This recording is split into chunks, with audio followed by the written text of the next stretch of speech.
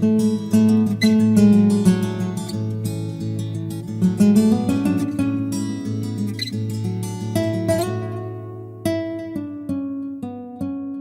saludar a todos los que nos siguen por las redes sociales. El día de hoy seguimos con esta serie que se llama Preguntas difíciles, respuestas bíblicas. La pregunta en la cual vamos a ver el día de hoy dice así: ¿de qué manera un cristiano debe de creer quién es Jesús? Para poder responder, quiero invitarlo a que podamos ver en el libro de Mateo, en el capítulo 16, versículo del 13 al 19. Este pasaje lleva por título La confesión de Pedro. Viniendo Jesús a la región de Cesarea de Filipos, preguntó a sus discípulos, diciendo: ¿quién dicen los hombres que es el Hijo del Hombre? Y ellos dijeron: uno Juan el Bautista, otros Elías, y otro Jeremías, o alguno de los profetas. Y él les dijo: ¿y vosotros quién decidís que soy yo? Y respondiendo Simón Pedro dijo: tú eres el Cristo, el Hijo del Dios viviente.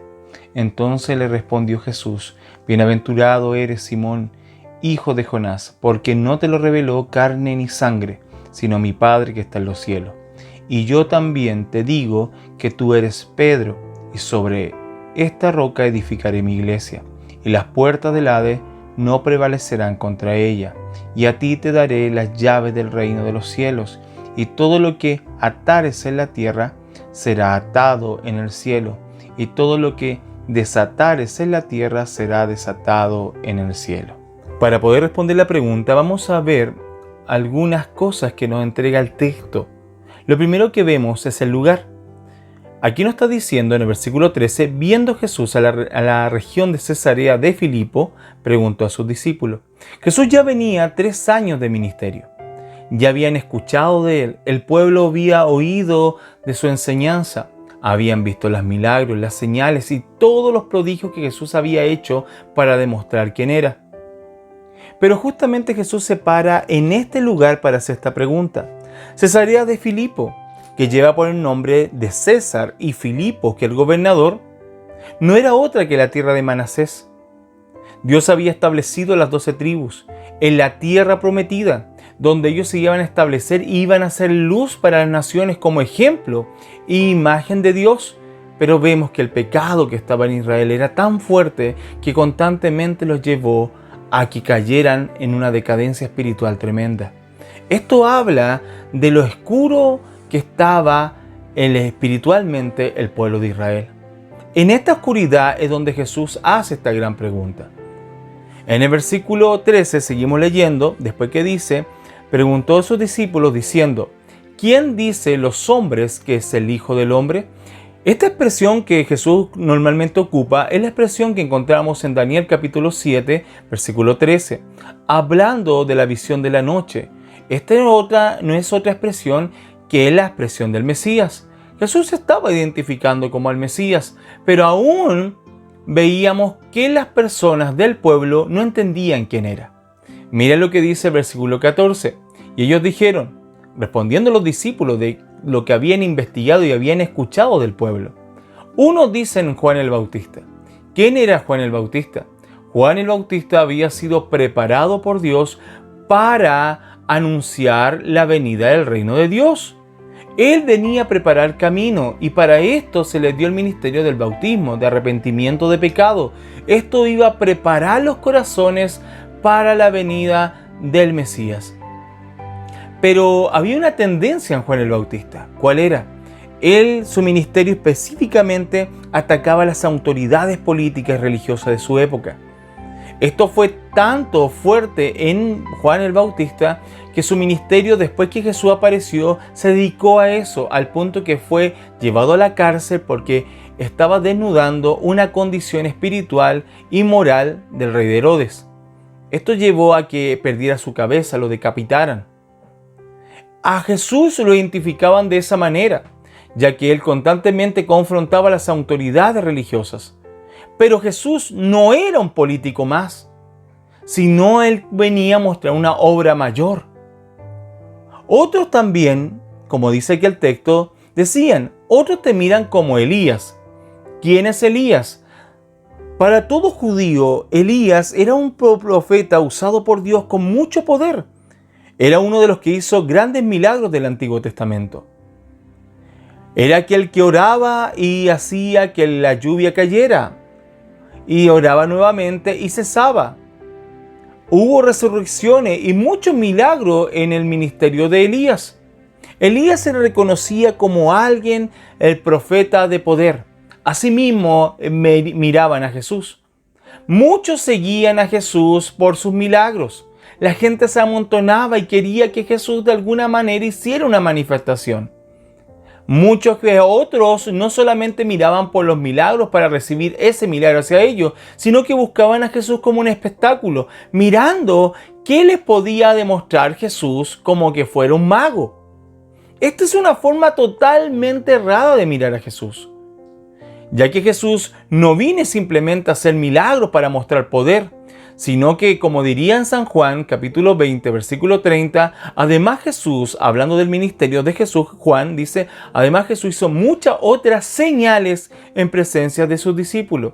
Todo lo que hizo Jesús no era otra cosa que la obra del Padre que había prometido en el Antiguo Testamento, el cual su enviado, su Mesías, iba a cumplir. Jesús vino a demostrar al pueblo quién era Él, pero el pueblo no pudieron percibir quién realmente era Jesús.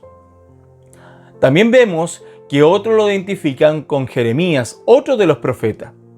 El carácter de Jeremías era especial, de hecho se considera como el profeta llorón, el cual lloraba e intercedía por las viudas, por los enfermos, por los pobres del pueblo. A Jesús pensaban que era una persona que venía a ayudar a los necesitados de Israel.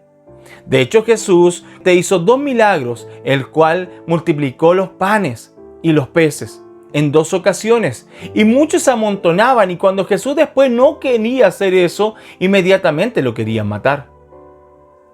Esto vemos que muchos identificaban a Jesús como alguien que venía a solucionar la hambruna de Israel, la decadencia económica de que vivía el pueblo oprimido por Roma. Pero eso no era lo que vino a hacer Jesús. El problema de Jesús viene a solucionar es mucho más profundo que la economía o que la política, sino que tiene que ver con un problema espiritual. Sigamos viendo otra manera que también responden aquí a sus discípulos. Dicen otros como los profetas. ¿Cómo se miraban los profetas en el tiempo bíblico? Los profetas se miraban como personas muy estudiosas y muy consagradas en la tarea del estudio de las Escrituras.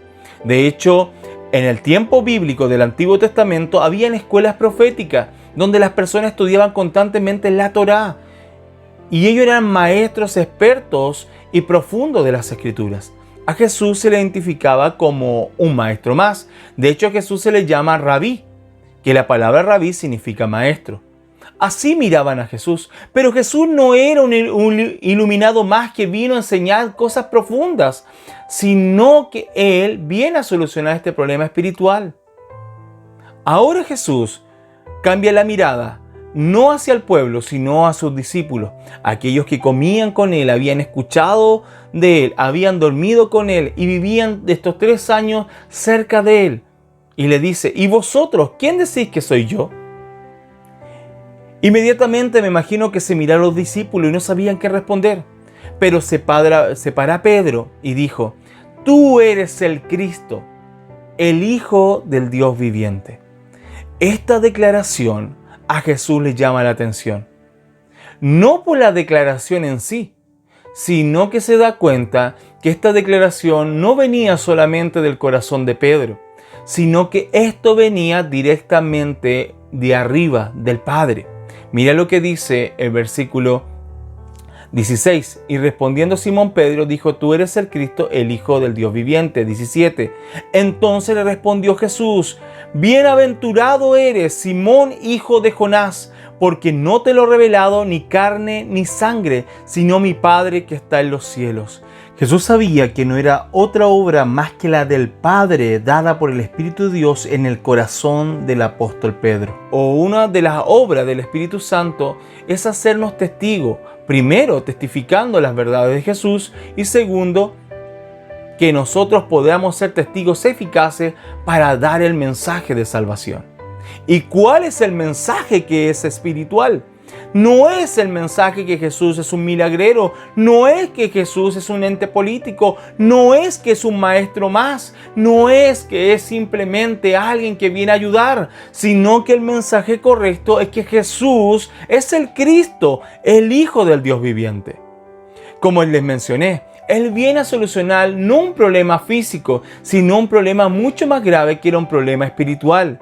El problema espiritual de la humanidad es que la humanidad, por el pecado de Adán, había quedado separada de Dios por la influencia de Satanás. Esto era grave, ya que todos los descendientes de David, que es la humanidad completa, habían caído en este pecado tan grave. Esto llevó a una decadencia a la humanidad. Jesús viene a resolver ese problema enviado por el Padre. Y en el Antiguo Testamento se había anunciado que esa persona, que era el Hijo de Dios, iba a venir con estos tres oficios para solucionar estos tres problemas fundamentales: el pecado, Satanás y la separación. Esto lo iba a hacer como rey, sacerdote y profeta. El Señor lo hace efectivo en la cruz y en la resurrección. Entonces, la forma correcta de mirar a Jesús es como el Cristo, el Hijo de Dios. Esa es la forma correcta de poder creer en Él. De hecho, nos va a dar un poco más de señal y nos dice que esta verdad de que Jesús es el Cristo, el Hijo de Dios, es la piedra fundamental de la iglesia. Mire lo que dice el versículo 18. Y yo también te digo que tú eres Pedro. La palabra Pedro o Petra significa piedra pequeña. Y luego cambia la forma de decir, y sobre esta roca. ¿Sobre qué roca? Obviamente no sobre la piedra pequeña, sino sobre la roca que desecharon los edificadores. ¿Quién era esa roca? No era otro que Jesús, el Cristo. La verdad que Él era el Mesías, el Hijo de Dios. A los suyos vino y los suyos no lo recibieron, dice las Escrituras. Jesús es esa roca donde la iglesia puede edificar. De hecho, en Mateo capítulo 7 nos muestra y nos dice que aquellos que guardan esta verdad sobre el reino de Dios, de lo que viene hablando sobre el sermón del monte, el Señor lo considera como aquel que edifica sobre la roca. Edificar sobre la verdad de Jesús. ¿Quién es Jesús? Es edificar sobre la roca del fundamento de nuestra fe. No es otra que la verdad que Él es el Mesías, el Hijo de Dios. Y luego sigue diciendo, edificaré mi iglesia y las puertas del Hades no prevalecerán contra ellas. Es que aquellos que edifican sobre esta verdad, la muerte no va a poder contra ella, porque Jesús en el terreno de Satanás y la muerte los venció en la cruz y en la resurrección. Él resucitó al tercer día. ¿Por qué? Porque es el Cristo, el Hijo del Dios viviente.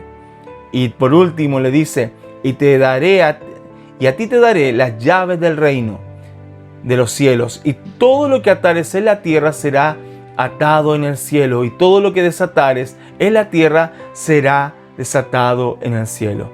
Aquí le da autoridad a la iglesia, y esta autoridad es una autoridad tan grande que incluso las decisiones que podía tomar la iglesia aquí en la tierra tienen un impacto en el cielo.